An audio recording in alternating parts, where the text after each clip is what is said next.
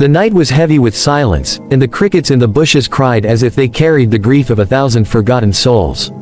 The moon above the village of Umudam spread its light across the thatched roofs, bathing the narrow sandy paths in pale silver. It was a night when dreams felt closer than reality, yet sorrow hung in the air like incense after a funeral. Deborah sat by the small wooden window of her father's hut. Her chin rested on her palm, and her eyes followed the distant stars as though they carried answers. She was 18, the last daughter of her widowed mother.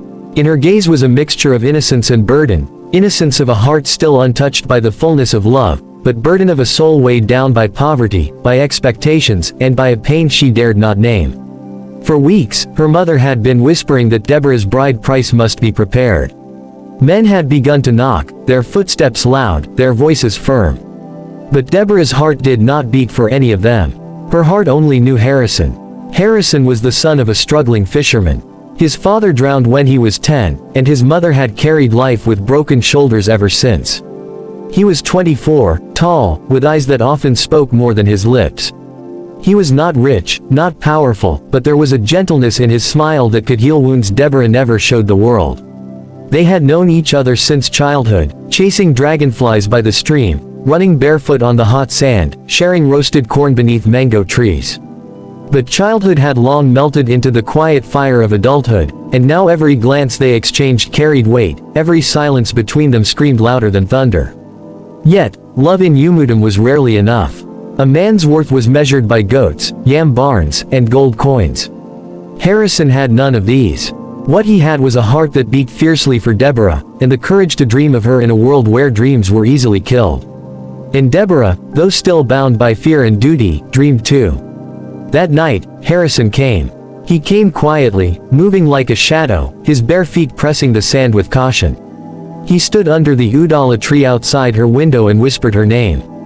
Deborah. Her heart leapt, and she rose.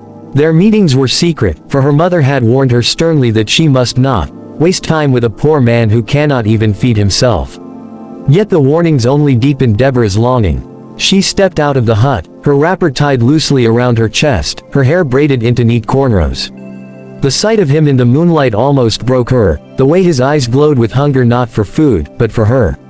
"Why are you here?" she whispered, though she already knew. "Because the night is long without you," Harrison said, his voice trembling. The words wrapped around her like a soft cloth. She lowered her gaze, afraid of what her eyes might betray. "They will soon betroth me to someone else," she murmured. "My mother says we have no choice. She says love cannot cook food or build a house." Harrison took a deep breath. His hands shook as though he held the weight of the world.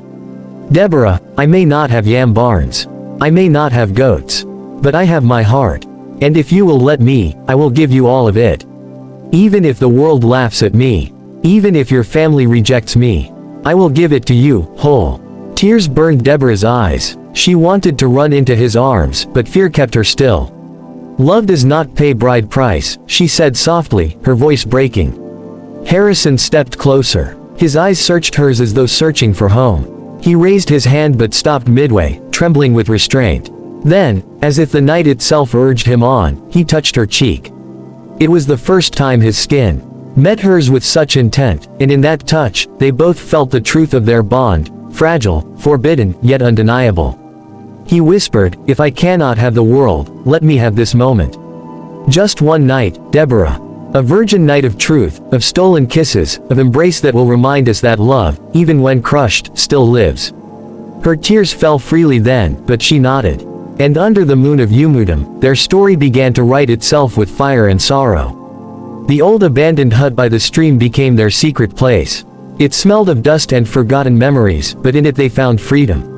That night, Deborah followed Harrison there. Her heart beat fast, and every step felt like betrayal to her mother, to tradition, to the life mapped out for her. Yet every step also felt like salvation. When they entered the hut, silence wrapped around them.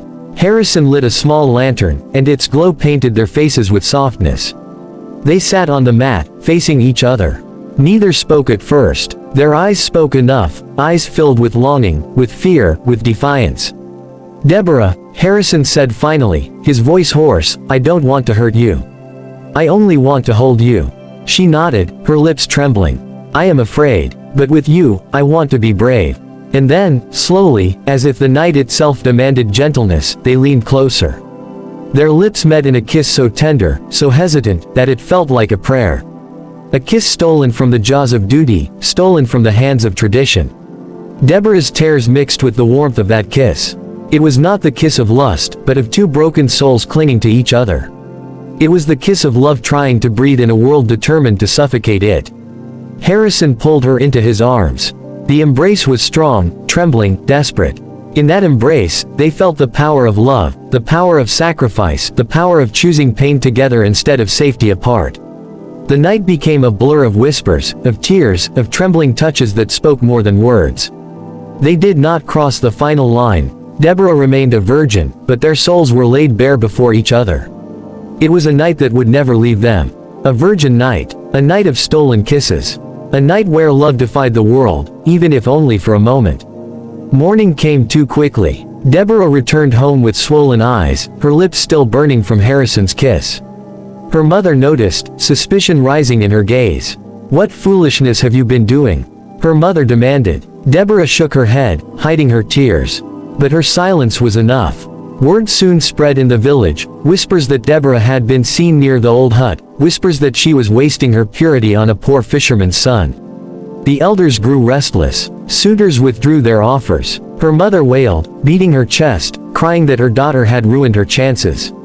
And Harrison, he became the enemy. Men spat when he passed. Women pulled their daughters away from him. He was called the thief of kisses, the destroyer of maidens.